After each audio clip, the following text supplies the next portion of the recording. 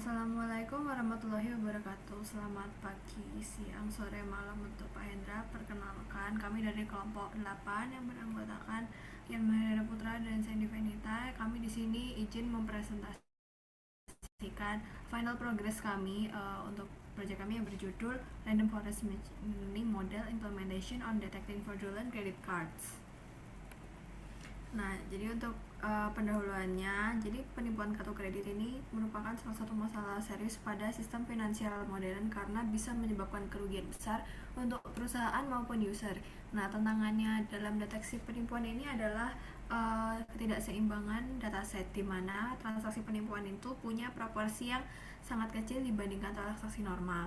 Dan untuk meningkatkan akurasi deteksi, penelitian ini memanfaatkan algoritma random forest, yaitu model ensemble yang terdiri dari banyak decision tree dan bisa melakukan klasifikasi secara lebih robust. Data yang digunakan ini kami ambil dari Kaggle yang berjudul Credit Card for Dataset, dan ini berisi transaksi kartu kredit Eropa selama 2013.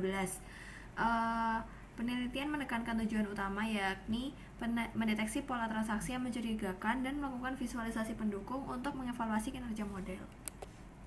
Nah, untuk dasar teorinya sendiri, algoritma random forest ini merupakan salah satu teknik ensemble learning yang memanfaatkan sejumlah decision trees untuk menghasilkan prediksi yang lebih akurat. Dan pada prinsipnya, random forest ini membangun banyak trees secara acak berdasarkan subset data dan fitur, kemudian melakukan voting untuk menentukan hasil akhir. Nah, pendekatan ini membuat modelnya lebih tahan terhadap overfitting dibandingkan single decision tree. Jadi dalam konteks deteksi penipuan kartu kredit, random forestnya ini relevan karena mampu menangani data berukuran besar dengan distribusi kelas yang tidak seimbang atau imbalance.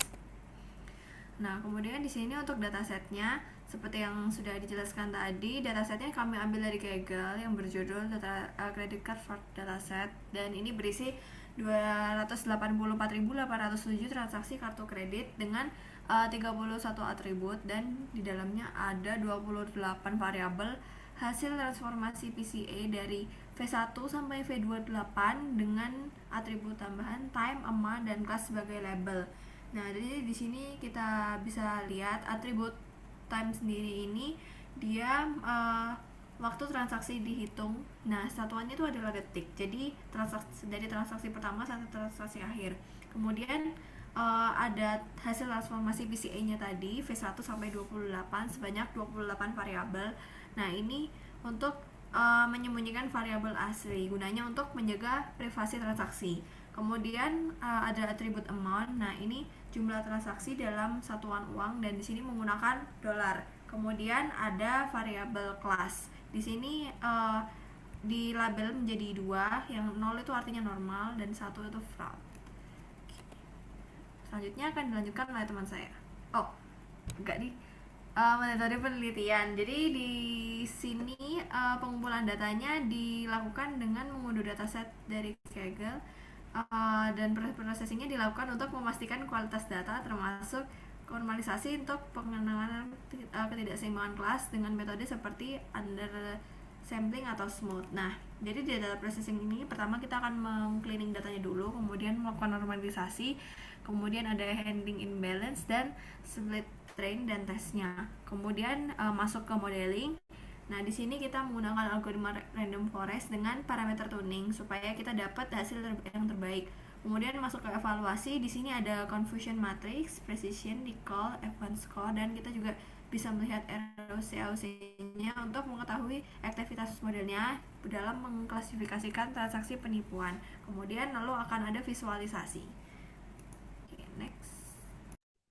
Oke, eh, kita masuk ke hasil penelitian. Hasil penelitian ini sedikit berbeda dengan paper yang kami ambil karena paper yang kami ambil sebelumnya menggunakan random random scalar. Eh, a- Berbeda dengan kami menggunakan smooth sehingga em, data dari yang dipelajari itu berbeda. Di sini bisa dilihat bahwasanya model mampu mengklasifikasikan sebanyak 56.745 transaksi secara benar sebagai non-fraud atau sebagai TN, true negative, sementara hanya 119 transaksi non-fraud yang salah diprediksi sebagai fraud.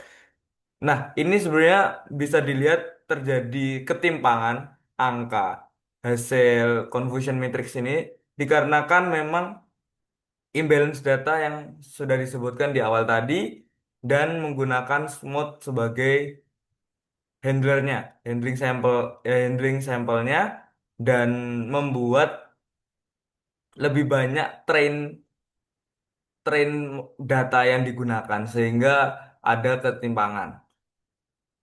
Eh, lanjut, angka TN tersebut itu menunjukkan sangat tinggi bahwa model bisa bisa mengenali transaksi legal secara sangat baik. Namun kehadiran false positif ini juga penting untuk diperhatikan karena memang kesalahan itu berarti bisa aja transaksi normal ditandai sebagai transaksi yang mencurigakan sehingga menyebabkan ketidaknyamanan pengguna atau false alarm dalam sistem financial.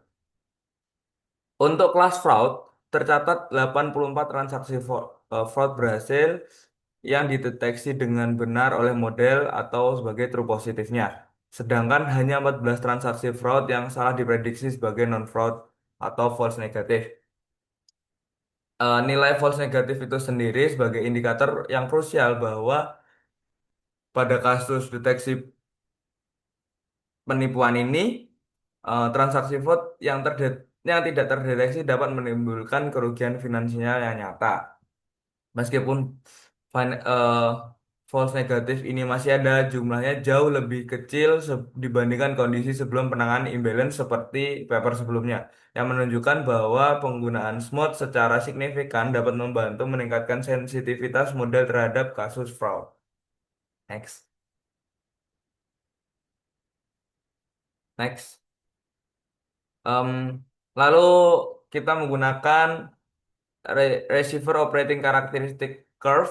Jadi area yang di bawah kurva atau AUC, area memiliki nilai 0,98279 menandak yang menandakan performa klasifikasi ini sangat baik, mendekati sempurna. Karena AUC sendiri dalam rentang 0 sampai 1 dan semakin mendekati 1, maka semakin tinggi kemampuan model dalam membedakan dua kelas. Dan nilai tersebut menunjukkan bahwa probabilitas model mengklasifikasikan transaksi fraud lebih tinggi dibandingkan non-fraud secara acak adalah sekitar 98%, yang berarti tingkat diskriminasi model sangat tinggi dan kurva yang cenderung naik tajam ke atas menunjukkan bahwa memiliki true positive rate yang besar pada false positive rate yang kecil. Artinya model mampu mendeteksi penipuan dengan baik tanpa menghasilkan banyak kesalahan dalam memberi label fraud pada transaksi yang sebenarnya legal.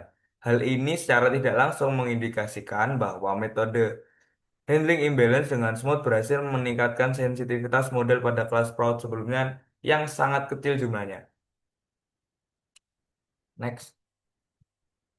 Oke, kita juga menggunakan fitur importance dan mengambil top 10-nya aja karena memang seperti disebutkan tadi ada sekitar 30-an fitur. Nah, hasil hasil visualisasi ini sendiri menunjukkan bahwa fitur V V14, V12 dan V4 menduduki peringkat teratas dengan skor signifikansi jauh melampaui fitur lainnya. Bisa dilihat pada jumlah skornya di ujung batang. Dan hal ini memberikan wawasan bahwa pola anomali pada variabel-variabel transformasi VCA itu sendiri merupakan indikator yang paling kuat atau red flags dari aktivitas penipuan kartu kredit. Sebaliknya, fitur seperti time atau fitur V lainnya tidak muncul dalam grafik ini memiliki kontribusi minor dalam mendeteksi fraud itu sendiri. Informasi ini menegaskan bahwa random forest tidak hanya bekerja sebagai kota item atau black box, namun keputusan prediksinya didasarkan pada logika fitur yang dominan. Dari pihak bank bisa melakukan pengawasan ketat terhadap parameter-parameter teratas ini dapat dan menjadi prioritas dalam sistem pemantauan dini. Next. Oke, kesimpulannya, berdasarkan hasil penelitian itu sendiri, implementasi random forest atau RFA untuk mendeteksi fraud kartu kredit terbukti sangat menjanjikan dengan pencapaian F-score sebesar 93,77% dan secara spesifik menggunakan akurasi sebesar 93,40%, presisi 98,98% dan recall sebesar 89,09%. Dan kinerja ini terbukti mengungguli model decision tree tunggal yang meskipun mencapai presisi 100% memiliki akurasi yang lebih kecil yaitu 91,37%, recall sangat lebih kecil daripada RFA yaitu 84,55%. Lalu analisis confusion matrix RFA lebih lanjut ini bisa mencatat lebih banyak true positif dan true negatif lebih besar dan menghasilkan false positif maupun false negatif yang lebih akurat. Nah, studi ini menyimpulkan bahwa random forest itu sendiri dapat menjadi alat yang berharga dan efektif untuk mendeteksi aktivitas penipuan kartu kredit. Oke, mungkin sekian dari kelompok 8. Kurang lebihnya mohon maaf. Terima kasih atas perhatiannya.